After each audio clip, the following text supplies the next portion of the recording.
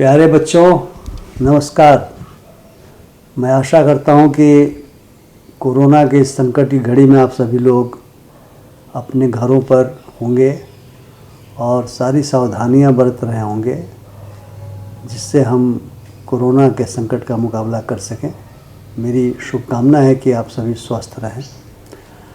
आप इस बात से अवगत हैं कि जब आप घर से स्कूल जाते हैं और स्कूल से घर लौटते हैं तो स्कूल में रहने की दशा में और लौटने की दशा में या जाने की दशा में या घर में रहने की दशा में ये बहुत ज़रूरी है कि आप सभी आपदाओं से सुरक्षित रहें। आप हमारे देश के और हमारे प्रदेश के आने वाले समय के भविष्य हैं, इसलिए आपका विभिन्न आपदाओं से सुरक्षित रहना बेहद आवश्यक है। आप जानते हैं कि हमारे राज्य में कई तरह की आपदाएं आती हैं। कई जिलों में बाढ़ आती है। राज्य का लगभग हर जिला, हर गांव भूकंप जैसी आपदा से प्रवण है। प्रवण का मतलब हुआ कभी भी यह आपदा आ सकती है। 2015 में आपने देखा था कि भूकंप आया था। जो बच्चे 2015 में आशा करता हूँ कि पैदा हुए होंगे, वे बड़े छोटे होंगे, अपने परिवार से सुने होंगे। 34 में भूकंप आया था, परिवार से सुने होंगे। बिजली गिरती आसमान से, नाव दुर्घटना होती है, नदियों में नहाने के दौरान या दूसरे कामकाज के दौरान डूबने की घटनाएं होती हैं। सड़कों पर तो आए दिन दुर्घटनाएं होती रहती हैं। लगभग 6-7 हज़ार लोग हर वर्ष राज्य भर में सड़क दुर्घटनाओं में दम तोड़ देते हैं। घायलों की संख्या तो उससे भी बहुत ज़्यादा है। आप जानते हैं कि एईएस जैसी महामारी, अभी तो कोरोना की महामारी है जो पूरे विश्व में व्याप्त है, लेकिन हमारे प्रदेश में एईएस जैसी बीमारी, जिसको हम एक्यूट इंसेफ्लाइटिस सिंड्रोम कहते हैं या मस्तिष्क ज्वर कहते हैं, यह मुजफ्फरपुर और आसपास के इलाकों में हर वर्ष लगभग कहर बरपाती है। डायरिया से मौत होती है। तो स्वास्थ्य संबंधी बहुत सारी आपदाएं होती हैं। और सबसे बड़ी आपदा तो है बाल विवाह, छोटी उम्र में शादी कर देना, दहेज प्रथा, बच्चों को उनके अधिकारों से वंचित रख देना। बहुत सारे ऐसे बच्चे हैं जो विद्यालयों में नहीं जा पाते। तो इस प्रकार से प्राकृतिक, मानव निर्मित, सामाजिक और स्वास्थ्य संबंधी आपदाओं से हमारा राज्य संक्रमित है। हमारा राज्य उससे प्रभावित होता रहता है। इसलिए सरकार ने यह फैसला किया कि हमें अपने बच्चों को इन विभिन्न आपदाओं से सुरक्षित बनाने के लिए विद्यालय स्तर से ही काम करना चाहिए। और विद्यालय स्तर से काम करने का मतलब यह हुआ कि आपदाएं तो आएंगी, लेकिन यदि हम उन आपदाओं से निपटने के लिए तैयार रहें, हम समझें, जानें कि हम उन आपदाओं से कैसे निपट सकते हैं, तो हम उन आपदाओं का सफलतापूर्वक मुकाबला कर सकेंगे। इसीलिए राज्य सरकार ने जो फैसला किया कि मुख्यमंत्री विद्यालय सुरक्षा कार्यक्रम चलाया जाए। उस कार्यक्रम को संचालित करने का काम शिक्षा विभाग का सौंपा गया, परंतु बिहार राज्य आपदा प्रबंधन प्राधिकरण को यह कहा गया कि आप उस कार्यक्रम को चलाने के लिए जो आवश्यक लिटरेचर है, जो आवश्यक संसाधन है, जो आवश्यक विधियां हैं, वो विधियां बनाएं, शिक्षकों को भी प्रशिक्षित करें और उनके माध्यम से आप मुख्यमंत्री विद्यालय सुरक्षा कार्यक्रम का संचालन करें। इस कार्यक्रम के अंतर्गत आपके विद्यालयों में स्मरण होगा आपको, छुट्टियों के पहले आप सभी जानते होंगे कि सुरक्षित शनिवार के नाम से कार्यक्रम चलाया जा रहा था। और भी दूसरी चीज़ें हो रही हैं, जैसे हम लोग हर प्रखंड में भूकंप से बचने के लिए कैसे सुरक्षित घर बनाएं, इसके लिए कारीगरों की ट्रेनिंग दे रहे हैं। हम कैसे बचेंगे डूबने से, उसके लिए स्विमिंग की ट्रेनिंग दे रहे हैं। कई तरह के काम किए जा रहे हैं। लेकिन विद्यालयों में सुरक्षित शनिवार के रूप में हर शनिवार को विभिन्न आपदाओं के बारे में, उनसे बचने के बारे में, उनसे अपने को बचाने के बारे में, दूसरों को बचाने के बारे में ड्रिल के माध्यम से, गीत के माध्यम से, कविता के माध्यम से, नाटक के माध्यम से आप तक बातें पहुंचाई जा रही हैं। और मैं आशा करता हूं कि आप में से बहुत सारे लोगों ने इस कार्यक्रम में, इस सुरक्षित शनिवार कार्यक्रम में बढ़ चढ़कर हिस्सा लिया होगा। आपके जो शिक्षक होंगे, जिनको हर विद्यालय में प्रशिक्षित किया गया है, ट्रेनिंग उनको दी गई है, आप उनके माध्यम से आपने ज़रूर अपने विद्यालयों में किया होगा। अभी चूँकि विद्यालय बंद है और पता नहीं कब तक बंद रहेंगे, हम में से कोई नहीं जानता, क्योंकि महामारी जब तक ख़त्म नहीं होती तब तक तो शायद आप ऐसे ही बैठ के बातें करेंगे। इसलिए आप लोगों के लिए कार्यक्रम बनाया गया है और इस कार्यक्रम में आपको किस शनिवार को आप किस आपदा से निपटने के लिए क्या करेंगे, यह बाकायदा वीडियो के माध्यम से दिखाया जाएगा। मैं आशा करूंगा बच्चों कि आप बड़े ध्यान से देखेंगे और जो कुछ यहाँ पर देखेंगे उसे सीखेंगे और ख़ुद उसके अनुसार आचरण करेंगे। हमें पूरा विश्वास है कि हम लोग जैसे आदिकाल से मनुष्य लड़ता रहा आपदाओं से और लड़ करके हम लोग इस स्थिति में पहुँचे हैं कि हम आपदाओं का मुकाबला कर सकते हैं सफलतापूर्वक। आप सभी जब सीख लेंगे आपदाओं का मुकाबला कर सकेंगे, ताकि घर में रहते हुए, घर से विद्यालय जाते हुए, विद्यालय में पढ़ते हुए, विद्यालय से घर आते समय आप पूरी तरह से सुरक्षित रहें।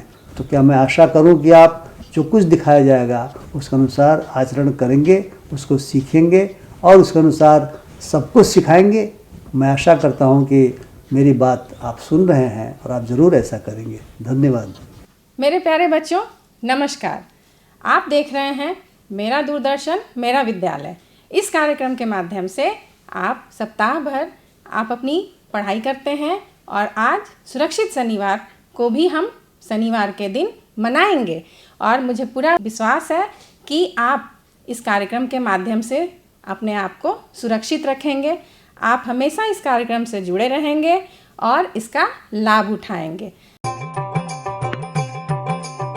पढ़ने को बोलते हो तो पढ़ते हैं, बोलते हो तेज धूप में मत खेलो तो नहीं खेलते, बड़ों के पैर छुओ तो छूते हैं।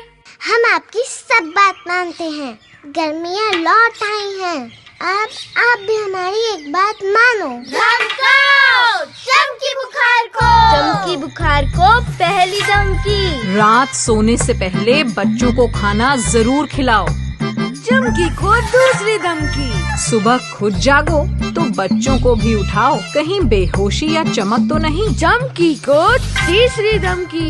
बेहोशी या चमक दिखते ही 102 पे फोन करके एम्बुलेंस बुलाओ या नजदीकी गाड़ी से तुरंत अस्पताल ले जाओ। तो फिर कस लो कमर, उठा लो लाठी, चमकी को धमकी देने की कर लो तैयारी। बच्चों नमस्ते। आज हम इस सत्र में बिहार राज्य की बहु आपदा प्रवणता के बारे में जानेंगे कि बिहार में कितने तरह की आपदाएं आती हैं, कौन कौन सा क्षेत्र किन किन आपदाओं से प्रभावित होता है। तो चलिए हम जानते हैं। हमारे राज्य में 38 जिले हैं और हर जिले किसी न किसी आपदा से प्रभावित होते रहते हैं।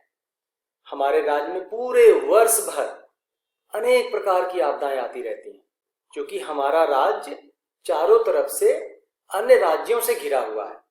हमारे राज्य में किसी भी तरफ समुद्र नहीं है, तो इस वजह से समुद्री आपदाएं हमारे राज्य में नहीं आती।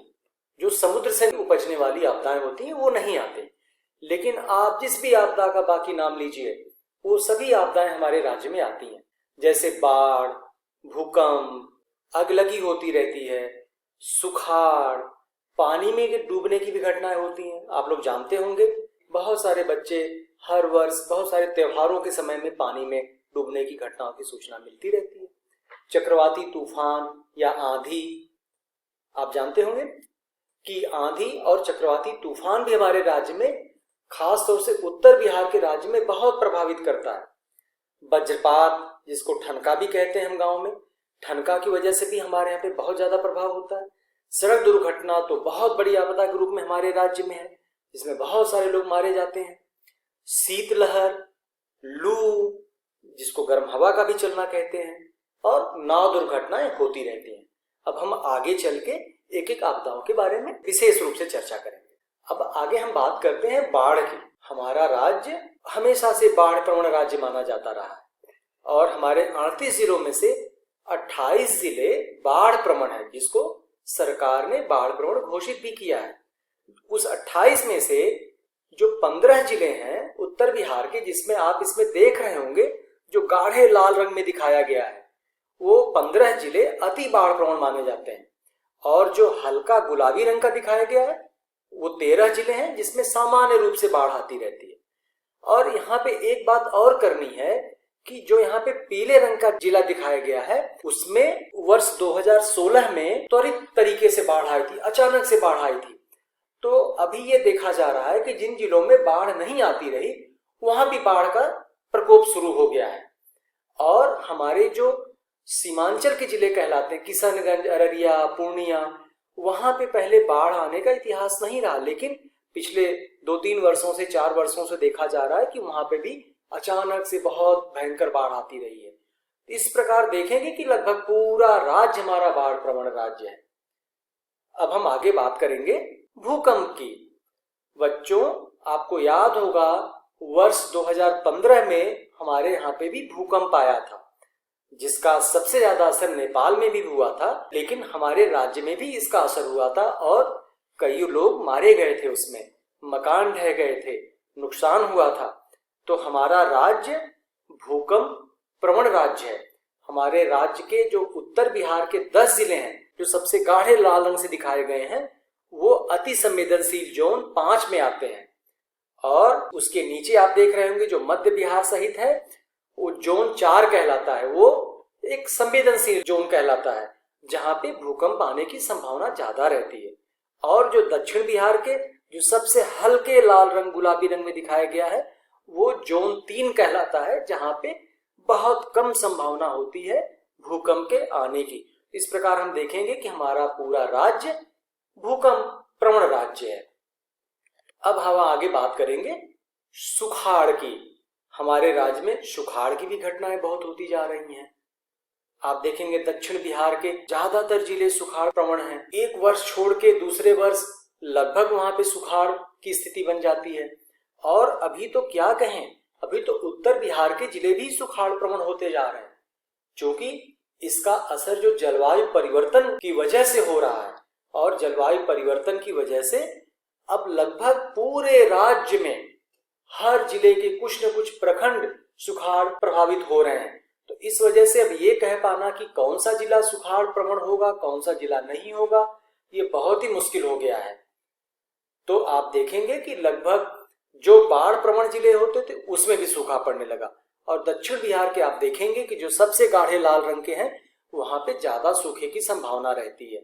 और उसी प्रकार जो कम लाल रंग है वहां पे भी सूखा पड़ता है। और जो उत्तर बिहार के जिले हैं वहां पे सूखे की हालांकि संभावना कम रहती है, लेकिन पिछले 4-5 सालों का जो अनुभव निकल के आ रहा है कि वहां भी सुखाड़ की परेशानी शुरू हो गई है। अब हम आगे चक्रवाती तूफान आंधी की बात करेंगे। तो आप जानते हैं हमारे राज्य के 31 जिले में चक्रवाती तूफान और आंधी की प्रवणता ज्यादा रहती है। ऐसे मात्र 7 ही जिले हैं दक्षिण बिहार के जहां पे हम कह सकते हैं कि चक्रवाती तूफान या आंधी की प्रवणता कम रहती है। और इसमें भी आप जानते हैं कितना नुकसान होता है। आंधी आती है, घर गिरता है, पेड़ गिरते हैं, उससे दब करके लोगों की मौतें भी होती हैं। और ये जो अभी समय चल रहा है इसी सब समय में चक्रवाती तूफान और आंधी आती है। तो हमें इससे भी सजग रहने की जरूरत है, सतर्क रहने की जरूरत है। अब आगे हम बात करेंगे शीतलहर की। बच्चों, आप जानते होंगे कि जाड़े के दिनों में शीतलहर पड़ती है और आपका ज्यादातर हर वर्ष लगभग विद्यालय उस समय बंद कर दिया जाता है। तो ऐसे में आप जानते हैं हमारे 22 जिले ऐसे हैं जो अति शीतलहर प्रवण जिले कहलाते हैं और 8 जिले ऐसे हैं जहां पे शीतलहर का प्रकोप कम होता है और 8 जिले ऐसे हैं जहां पे बहुत ही, जो दक्षिण बिहार में आप देख रहे होंगे सबसे हल्के रंग के जिले हैं, वहां पे शीतलहर का प्रकोप अति न्यून होता है। तो इस प्रकार शीतलहर भी हमारे लिए एक बड़ी आपदा है जिसमें हमारा बहुत सारा जनजीवन बाधित होता है। अब हम बात करेंगे लू की। आप देख रहे होंगे आजकल लू का प्रकोप भी हमारे राज्य में बहुत हो रहा है। पिछले वर्ष अगर आप देखेंगे कि दक्षिण बिहार के कई जिले लू से प्रभावित हुए थे, बहुत सारे लोगों की मौतें भी हुई थी। और ये सब ज्यादातर जलवायु परिवर्तन के ही कारण हो रहा है। राज्य के कई सारे जिले, मध्य बिहार के भी कुछ जिले लू से प्रभावित हो रहे हैं और वहां पे भी लोगों का स्वास्थ्य में असर पड़ रहा है, लोगों की मौतें हो रही हैं। तो हमें गर्मी के समय में जब लू चलने लगे या लू की बारे में बात की जाए तो हमें बहुत ही सावधान रहने की जरूरत है। और आपके सुरक्षित शनिवार कार्यक्रम में इससे बचाव के बारे में भी जानकारी दी जाएगी कि हम कैसे लू से बच सकते हैं, लू लग जाने पे क्या करें क्या ना करें। इसका आपको अभ्यास करना, अपने घर में चीजों को रखना है, उसी तरीके से लोगों को भी बताना है। बच्चों, अब हम अपने राज्य में सड़क दुर्घटना, पानी में डूबने की घटना, अगलगी व वज्रपात या ठनका के बारे में बात करेंगे। तो इसके बारे में हम आपको ये बताना चाह रहे थे कि ये ऐसी आपदाएं हैं जो हमारे राज्य के सभी जिलों में होती हैं। इसका कोई ऐसा आंकड़ा नहीं है कि किस जिले में ज्यादा होगी, किस जिले में कम होगी। वज्रपात पूरे राज्य में होता है और इससे सैकड़ों मौतें हर वर्ष हो रही हैं। अगलगी की घटना हमारे राज्य के जो ग्रामीण क्षेत्र हैं, यहाँ तक कि शहरी क्षेत्रों में हर वर्ष गर्मी के दिनों में आग लगने की घटनाएं होती रहती हैं। कहीं कहीं से भी सुनाई देती है कि अगलगी हो गई है। पानी में डूबने की घटना हर जगह होती है। आप देखेंगे कि जैसे भी कोई त्योहार होता है जो नदियों के किनारे, पानी के किनारे मनाया जाता है, तो बच्चों की डूबने की घटनाएं सामने आती हैं। इसी तरह से सड़क दुर्घटना, ये सबसे बड़ी दुर्घटना के रूप में हमारे राज्य में आ रही है, जहां पे हजारों लोग मारे जा रहे हैं और हजारों लोग घायल हो रहे हैं। तो इस प्रकार मेरे बच्चों, आप लोगों ने राज्य की आपदाओं के बारे में जाना और हमें इसी के अनुसार अपनी तैयारी करने की जरूरत है। और आज का ये सत्र यहीं पे समाप्त हो रहा है। बच्चों, आप सबको बहुत बहुत धन्यवाद। हाथ धोने की विधि में आपको लगभग 40 से 60 सेकंड लगेंगे। गहने, घड़ी और अंगूठियां निकाल दीजिए। पहले हाथों को पानी से गीला करें। अब साबुन दोनों हथेलियों में अच्छे से मलें।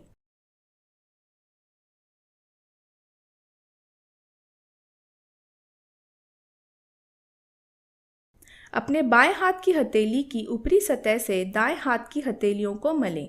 ऐसा दूसरे हाथ के साथ भी करें। अपनी उंगलियों से दोनों हाथों के बीच में मलें। अपने हाथों की दाएं और बाएं हथेलियों को आपस में मलें।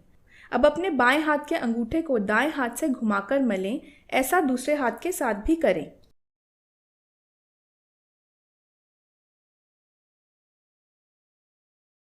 अपने बाएं हाथ की हथेली की मुट्ठी बनाकर अपने दाएं हाथ की हथेली के ऊपर रखकर पीछे से और आगे से मलें और ऐसा दूसरे हाथ के साथ भी करें।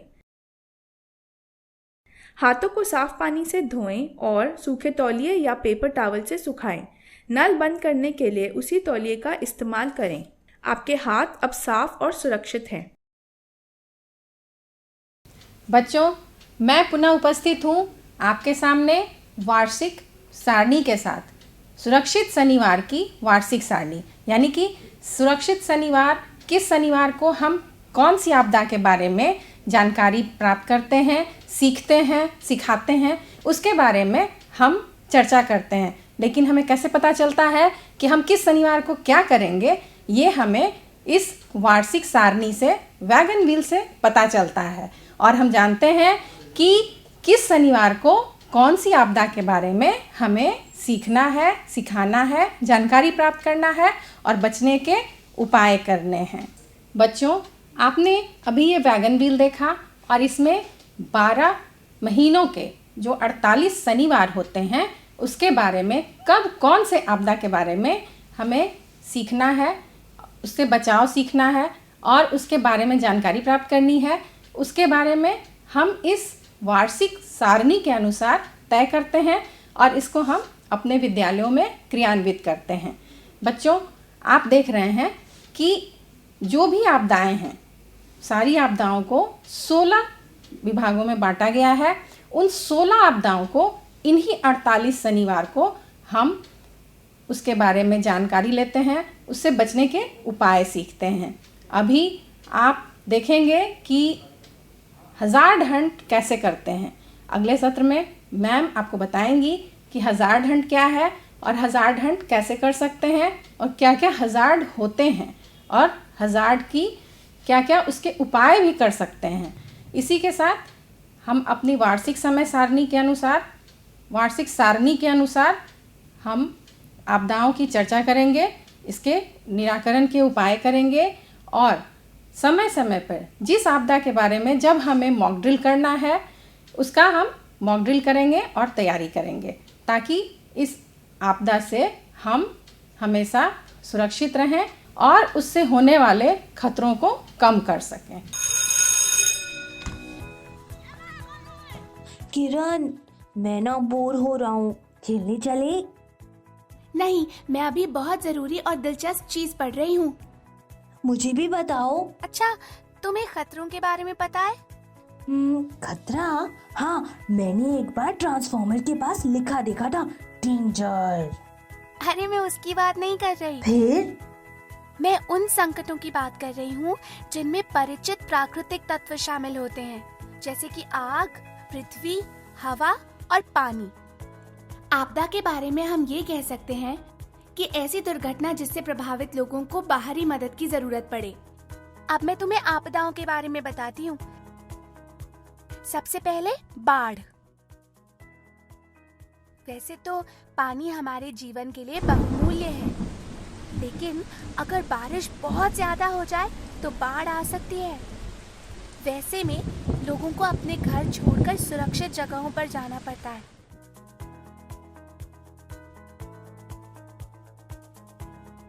तुम्हें भूकंप के बारे में तो पता होगा ना? हाँ। भूकंप में धरती बहुत जोर जोर से डोलती है। ये जितनी तीव्र होती है और जितनी ज्यादा देर तक रहती है, उतना ही अधिक नुकसान करके जाती है।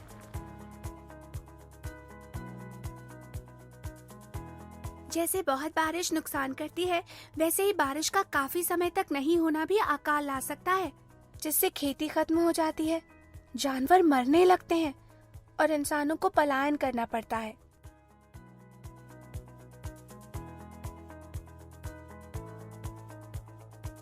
ये आपदाएं तो बहुत ही खतरनाक हैं। बिल्कुल, लेकिन ये अभी खत्म नहीं हुई। और भी है। तुमने सुना नहीं कैसे जंगल में आग लग जाती है या कई बार पूरा का पूरा गांव या बस्ती जल जाते हैं? ये तो थी प्राकृतिक आपदाएं। इनके अलावा कई आपदाएं इंसानों की गलती से भी होती हैं, यानी मानव जनित आपदाएं। उनसे भी जान और संपत्ति का नुकसान हो सकता है, जैसे कि सड़क दुर्घटना, घरों में शॉर्ट सर्किट से आग लग जाना, भगदड़, नाव पलटना।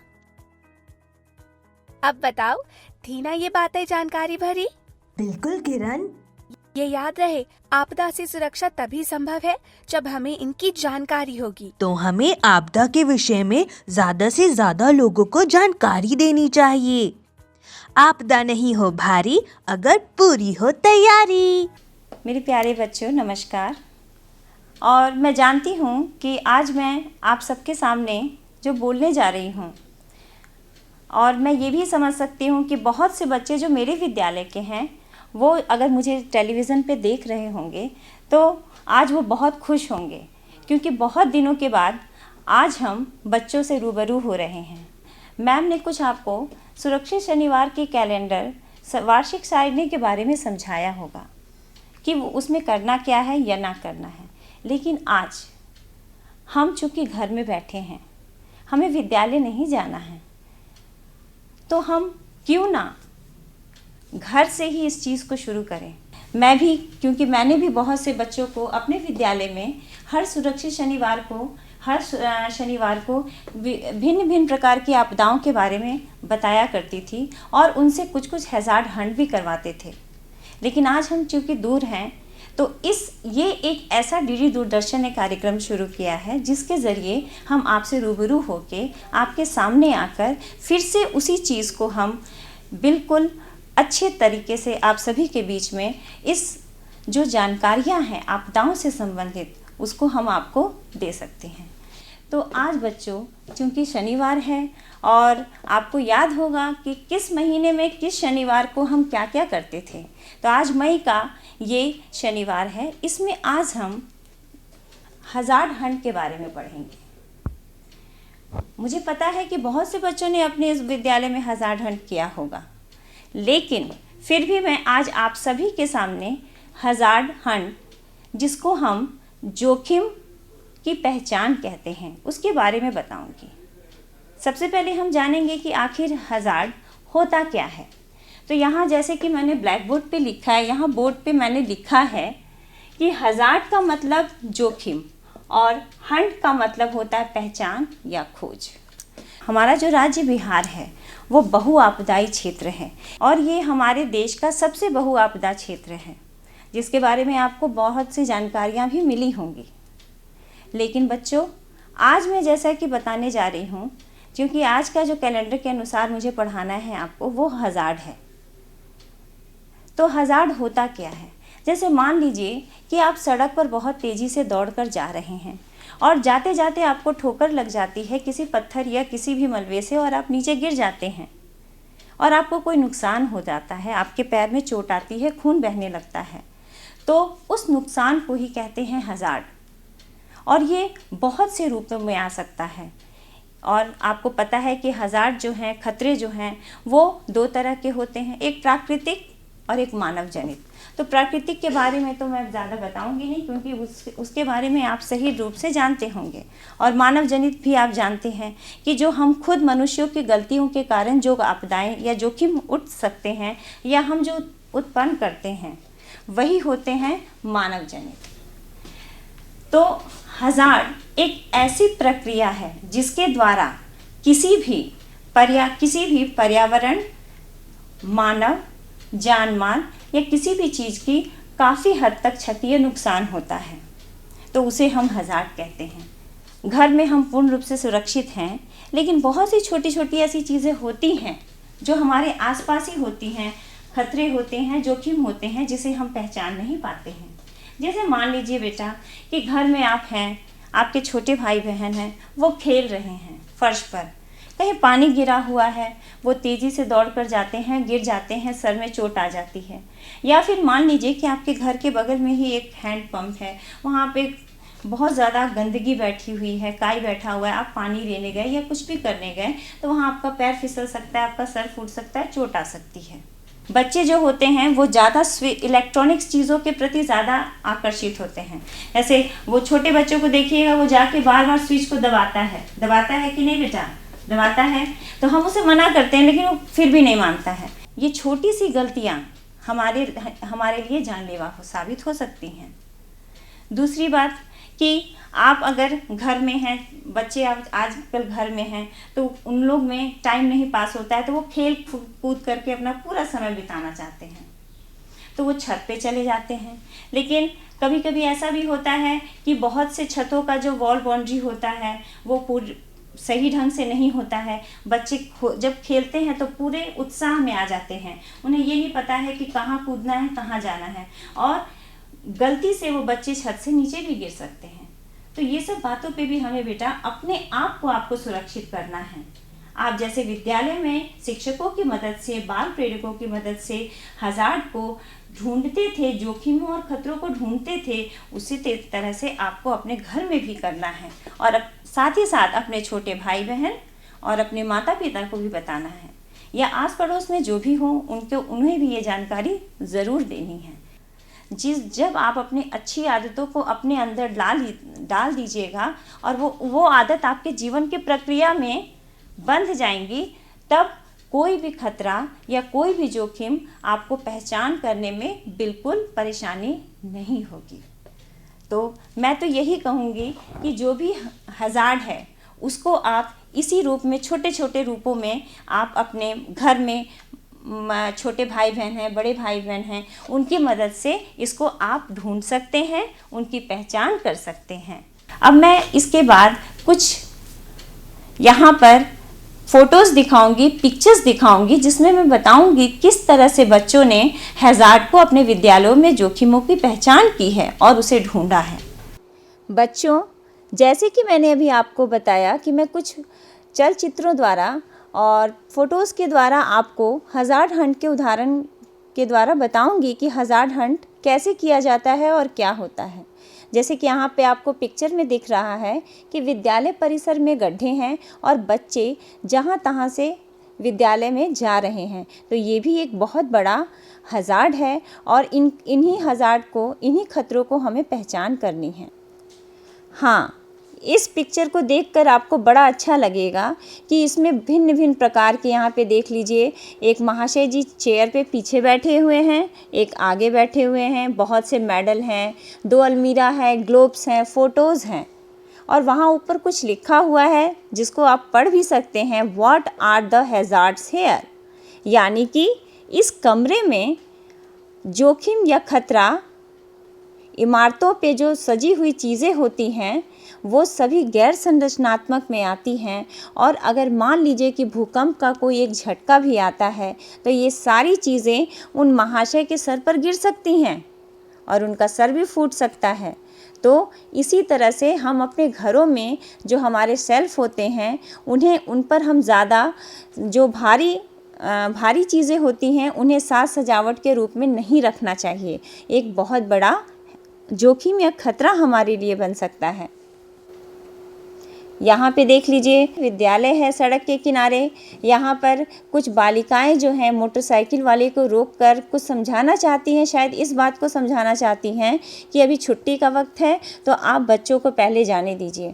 तो रोड के किनारे जो विद्यालय होते हैं वहाँ पर बहुत ज़्यादा जोखिम और ख़तरा होता है और इसकी निगरानी हमें और हमारे शिक्षकों को ही करनी पड़ती है और उसकी पहचान करके उसको कम करना पड़ता है। यहाँ देख लीजिए, कचड़े का अंबार है, गिट्टी है। यहाँ भी बच्चे जो हैं जोखिमों की पहचान कर रहे हैं। अपने विद्यालय परिसर में कूड़े कचरे के ढेर लगा हुआ है। यहाँ देखिए, इस पिक्चर को देखकर आपको समझ में आ गया होगा कि ये टूटा हुआ शौचालय पूर्ण रूप से क्षतिग्रस्त है और ये कभी भी गिर सकता है, टूट सकता है और एक बहुत बड़ा खतरा है। और बगल में एक जो बीच में देख सकते हैं दरार भी पड़ी हुई है, नीचे में गड्ढा है, वो भी काफ़ी हद तक बहुत बड़ा खतरा बन सकता है बच्चों के लिए। विद्यालय परिसर में देख सकते हैं कि एक बच्ची है जो लटका हुआ बिजली का तार की ओर अपनी उंगली से उसको दिखा रही है। इसका मतलब है कि वो अपने विद्यालय परिसर में जोखिमों और खतरों की पहचान कर रही है, उसे ढूंढ रही है कि खतरे कहाँ कहाँ हैं। यहाँ देखिए, सीढ़ी तो बनी हुई है बेटा, लेकिन रेलिंग गायब है। तो अब इसमें होगा क्या कि सीढ़ी से बच्चे गिर सकते हैं और उन्हें नुकसान पहुँच सकता है।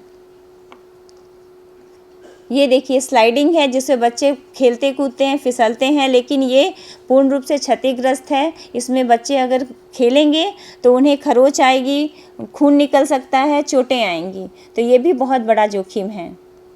यहाँ देखिए, इस विद्यालय में तो ये खिड़की पूरी तरह से ढही और टूटी हुई है और मलबा एक जगह रखा हुआ है। यहाँ देखिए, ये शायद विद्यालय परिसर का ही क्षेत्र है और यहाँ की नाली टूटी हुई है। बच्चे कभी कभी क्या करते हैं कि इन नालियों के जो साइड के जो रास्ते होते हैं उन पर खेलते कूदते हैं और उस पर गिर भी सकते हैं। यहाँ देखिए, ये विद्यालय परिसर के अंदर ही एक कुआं है जो ढका हुआ नहीं है और उसके जो मुरेड़ है वो भी क्षतिग्रस्त है, टूटी हुई है। हो सकता है कोई छोटा बच्चा जाने अनजाने में उसमें झांके और गिर सकता है। तो ये बहुत बड़ा एक खतरा है अपने आप में, जिसे बच्चे इसमें दिखा रहे हैं।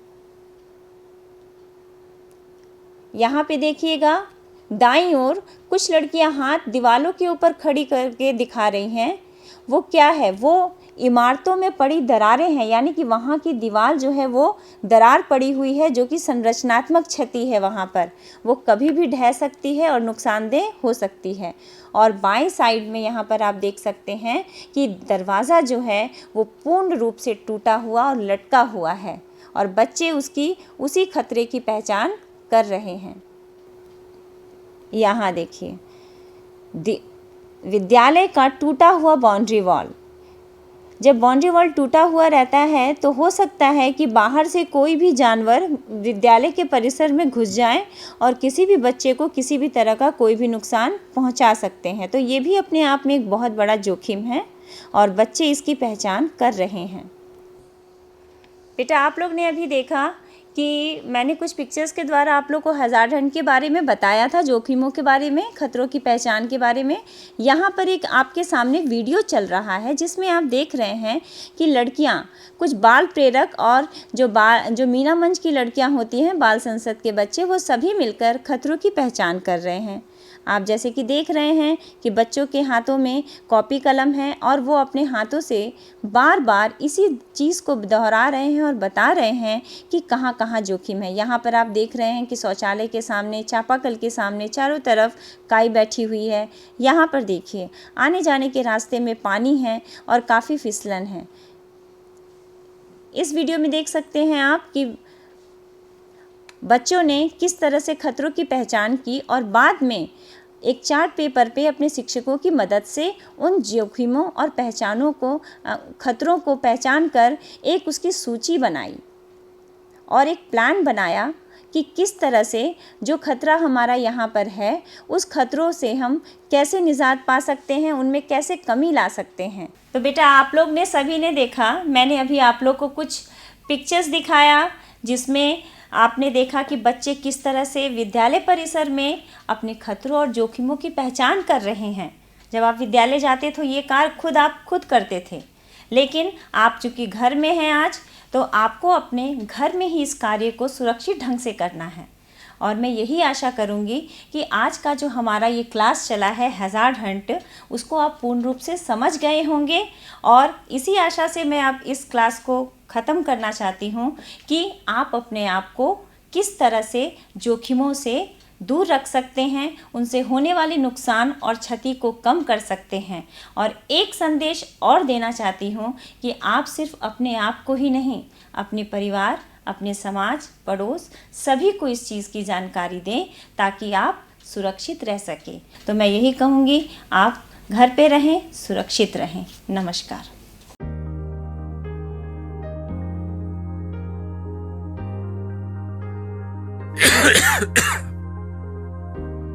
क्या हुआ अली भैया? अरे दीदी, आजकल वो बीमारी फैली हुई है ना, कोरोना, जो खांसने से फैलती है। टीवी पर भी दिखा रहे हैं उसके बारे में। बिल्कुल सही कहा आप लोगों ने, लेकिन हर खांसने वाला व्यक्ति कोरोना से ग्रसित नहीं होता। साथ ही ध्यान देने वाली बात ये भी है कि खांसते या छींकते समय मुंह को ढक लें। ठीक है ना रवि भैया? अच्छा दीदी, अब मैं हमेशा खांसते या छींकते समय मुंह को जरूर ढक लूंगा। पर दीदी, खांसना या छींकना तो सामान्य जुकाम में भी होता है, कोरोना इससे अलग कैसे है?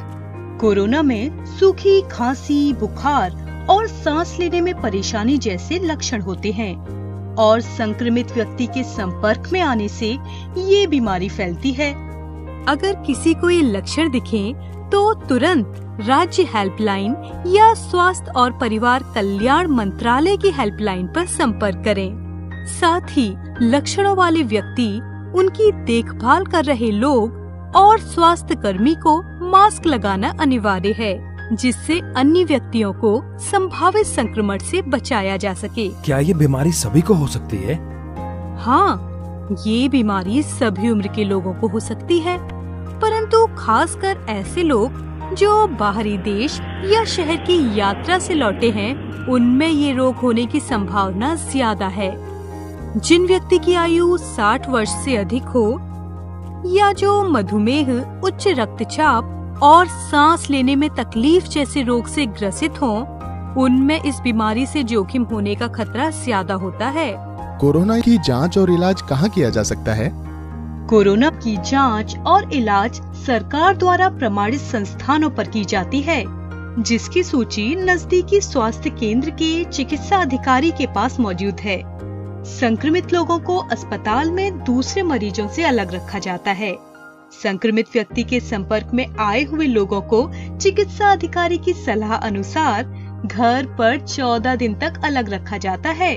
इस दौरान घर के अन्य सदस्य और आसपास के लोगों को बिना घबराए और सावधानी बरतते हुए संक्रमित व्यक्तियों का हौसला बनाए रखना चाहिए।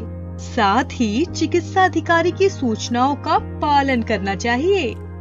इस बीमारी से बचाव का क्या तरीका है? इस बीमारी से बचाव के लिए कुछ खास बातों का ध्यान रखना जरूरी है।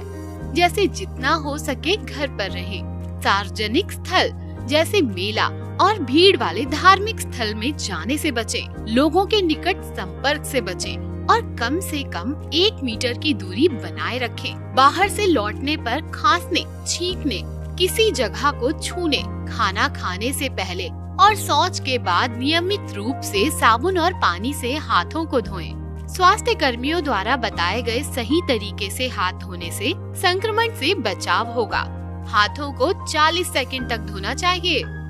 खांसने और छींकने पर मुंह और नाक को रुमाल से ढकें। अच्छा होगा कि आप अपनी मुड़ी हुई कोहनी में खांसें या छींकें, अपने हाथों में नहीं। सार्वजनिक स्थानों पर ना थूकें या चिल्लाएं नहीं और बार बार अपनी आँख, नाक और मुंह को ना छुएं। सावधान और सतर्क रहें, कोरोना से बचें।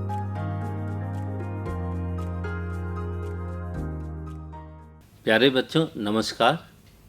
आज आपने मुख्यमंत्री विद्यालय सुरक्षा कार्यक्रम के अंतर्गत एक महत्वपूर्ण गतिविधि जो कि सुरक्षित शनिवार है, उसके वार्षिक कैलेंडर के अनुसार विभिन्न प्रकार की गतिविधियों को जो चलाया जाता है इस विद्यालयों में, उसके बारे में आपने जानकारी प्राप्त किया और साथ ही आपने यह भी देखा कि हजार ढंड क्या है, वह कैसे किया जाता है, यह क्यों आवश्यक है। इन सभी की जानकारी आज आपने प्राप्त किया। अब यह जो आज आपने सीखा उससे निश्चित तौर पर आपको कुछ बहुत सारी नई जानकारियाँ प्राप्त हुई होंगी और वह जानकारियाँ विशेषकर जीवन रक्षा से संबंधित जानकारी है। उम्मीद करता हूँ कि आपको यह सीखने में, इसकी जानकारी प्राप्त करने में आनंद आया होगा, मज़ा आया होगा। तो इस जानकारी के आधार पर अब हम आपसे आज आपने क्या सीखा उसके बारे में कुछ प्रश्नोत्तरी और क्विज करेंगे। तो आप सब लोग कॉपी और कलम लेकर कर तैयार हो जाइए। आज के प्रश्नोत्तरी और अथवा क्विज में कुल 5 प्रश्न होंगे। उन सभी प्रश्नों के 4-4 विकल्प दिए जाएंगे। उन 4 विकल्प में से सिर्फ एक विकल्प सही होगा। आपको उसे अपनी कॉपी में नोट करना है, लिखना है। तो आप लोग तैयार हैं बच्चों? ठीक है, चलिए अब हम प्रश्न की शुरुआत करते हैं। तो बच्चों, आज के सत्र का सवाल प्रश्न 1 जो है वह है, बिहार में बाढ़ प्रवण जिले कितने हैं? आपके सामने 4 विकल्प दिए गए हैं। पहला 15 जिला, दूसरा 10 जिला, तीसरा 28 जिला, चौथा 20 जिला।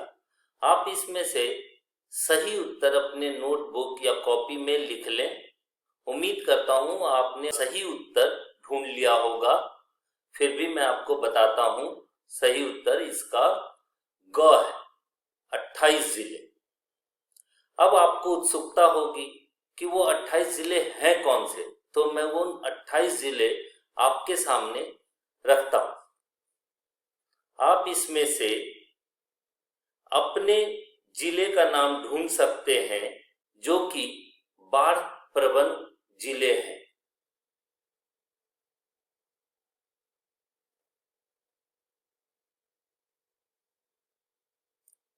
तो बच्चों, आपने अपने जिले का नाम इसमें ढूंढ लिया। अगर आप इन 28 में से किसी एक जिले में रहते हैं तो वह जिला बाढ़ प्रवण जिला है। अब हम दूसरे सवाल की ओर आगे बढ़ते हैं। दूसरा सवाल है, बिहार में भूकंप जोन 5 में कितने जिले आते हैं? बच्चों, आपको ध्यान देना है, यह भूकंप जोन 5 के बारे में सवाल है। आइए आपको मैं एक हिंट्स देता हूं। ज्यादातर जिले हिमालय के नजदीक वाले जिले हैं। आपके विकल्प हैं 10 जिला, 22 जिला, 17 जिला, 9 जिला। उम्मीद है आपने सही उत्तर पहचान लिया होगा। मैं आपको सही उत्तर बताता हूं। सही उत्तर है क, यानी 10 जिला। आपको फिर से उत्सुकता आ रही होगी कि ये 10 जिले कौन से हैं, तो उन 10 जिलों के नाम मैं आपको बताता हूं।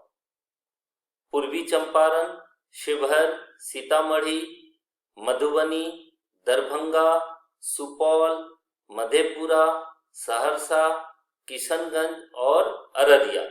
अगर आप इन 10 में से किसी एक जिले में रहते हैं तो वह भूकंप जोन 5 के अंतर्गत आता है। सभी बच्चों ने नोट कर लिया? ठीक है, अब हम आगे की ओर बढ़ते। तीसरा सवाल, खतरों की पहचान हजार ढंड किसके लिए उपयोगी है? आज आपने पूरा हजार ढंड के संदर्भ में सीखा, तो आप बताएं सही उत्तर कौन से हैं। इसके 4 ऑप्शन हैं, केवल बच्चों के लिए, केवल शिक्षकों के लिए, बच्चों, शिक्षकों एवं विद्यालय समुदाय के लिए, और अंतिम बच्चों, शिक्षकों, विद्यालय समुदाय, परिवार एवं समुदाय सभी के लिए। बच्चे आप लोग ध्यान दीजिए, इसके उत्तर कौन से हैं। आपको जो आज आपने पढ़ाई की, पूरा सीखा, उसी में इसके उत्तर हैं और सही उत्तर है घ, यानी बच्चों, शिक्षकों, विद्यालय समुदाय, परिवार एवं समुदाय सभी के लिए खतरों की पहचान करना, हजार ढंड करना उपयोगी है। अब हम चौथे प्रश्न की ओर बढ़ते हैं। चौथा प्रश्न है, विद्यालय परिसर में निम्न में से क्या एक खतरा नहीं हो सकता है? ध्यान दीजिए बच्चों, आपसे पूछा जा रहा है कि कौन सा एक खतरा नहीं हो सकता है। तो पहला विकल्प है विद्यालय में बिजली के लूज तार। दूसरा विकल्प है टूटी पुरानी छत, जर्जर भवन, बिना बाउंड्री वॉल के विद्यालय, पीने के पानी के स्रोत के पास जल जमाव एवं गंदगी, विद्यालय में स्वच्छ शौचालय एवं साफ पीने के पानी की व्यवस्था। आप इसमें आसानी से सही उत्तर ढूंढ सकते हैं। उम्मीद है आपने सही उत्तर ढूंढ लिया होगा, फिर भी मैं इसके सही उत्तर आपको बताता हूं, वह है घ, यानी कि विद्यालय में स्वच्छ शौचालय एवं साफ पीने के पानी की व्यवस्था। क्योंकि यह खतरा नहीं बल्कि यह एक वरदान है। अगर यह स्वच्छ शौचालय एवं साफ पीने के पानी की व्यवस्था होगी तो हमारी सेहत दुरुस्त रहेगी। अब हम 5वें प्रश्न की ओर बढ़ते हैं। 5वां प्रश्न है, सुरक्षित शनिवार के अंतर्गत विद्यालय में क्या होता है? आज आपने इसके बारे में सीखा, तो उसके आधार पर इसके 4 ऑप्शन हैं। आपदाओं के बारे में चर्चा एवं अभ्यास, दूसरा खेलकूद, तीसरा सांस्कृतिक कार्यक्रम, चौथा विज्ञान विषय की पढ़ाई। आप लोगों ने सही उत्तर ढूंढ लिया? सही उत्तर है क, आपदाओं के बारे में चर्चा एवं अभ्यास। तो आज के सत्र में यह 5 सवाल तो हमने आपसे पूछे, लेकिन कुछ काम भी तो आपको करना है। जब अगले शनिवार को हम मिलेंगे तो उसके लिए गृह कार्य भी हम आपको दे रहे हैं। गृह कार्य है, कोरोना वायरस बीमारी कोविड-19 को ध्यान में रखते हुए अपने घर एवं आसपास किस प्रकार का खतरा दिख रहा है उसकी पहचान कर सूची तैयार करें एवं अपने माता पिता व बड़े भाई बहन से खतरों एवं निदान पर चर्चा करें। सभी को स्पष्ट है? बहुत बहुत धन्यवाद। नमस्कार बच्चन साहब, आइए आइए आइए। हम लोग डोनेशन लेने आए हैं पर्यावरण के लिए। डोनेशन? जरूर जरूर। कहाँ है डोनेशन बॉक्स? ये रहा। मिल गया हमें डोनेशन। ये छोटे छोटे काम, यही तो है बड़ा दान। स्विच ऑफ हुआ यहाँ, अरे लाइफ ऑन हुई वहाँ। प्लास्टिक छोड़ झोला लिया, बचाई जीवों की जान। ये छोटे छोटे दान करे बड़ा योगदान, कुछ हरे भरे काम अपने धरती के नाम। कहाँ नल, वहां बदला देखो कल।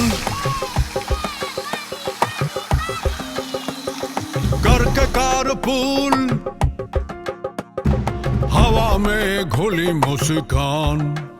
ये छोटे छोटे दाम करे बड़ा योगदान, कुछ हरे भरे काम अपने धरती के नाम, कुछ हरे भरे काम। समझ गए? हाँ हाँ समझ गया सर, अंदर नल ऑन है।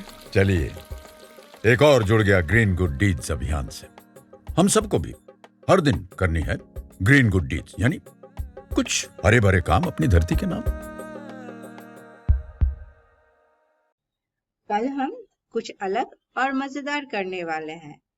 हम प्रत्येक रविवार को कुछ अलग सीखेंगे बच्चों।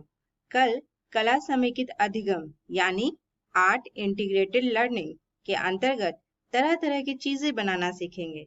तो इसके लिए आप 9 बजे स्क्रीन पर दिखाई जा रही सामग्री के साथ तैयार रहें। सामग्री है पुराने अखबार, A4 size paper, colour paper, सफेद पेपर, धागा, गोंद, कैंची और वाटर कलर। धन्यवाद। बच्चों, मैं फिर से आप सबके सामने उपस्थित हूँ। जैसा कि आपने आज देखा है कि शुरू से अंत के सत्र तक, शुरू में व्यास सर के द्वारा जो भी जानकारियाँ आपको दी गई और विभिन्न शिक्षकों के द्वारा जो भी बातें बताई गई, उन सभी को आपने ध्यान से समझा होगा और सुना होगा। मेरे प्यारे बच्चों, आप सभी घर में बैठ के ही अपने आप को सुरक्षित रखिए और अपने घर समाज को सुरक्षित रखिए। इसी आशा से विदा लेती हूँ। जो बातें बताई गई हैं उन पे अमल करेंगे। घर में रहें, सुरक्षित रहें। धन्यवाद।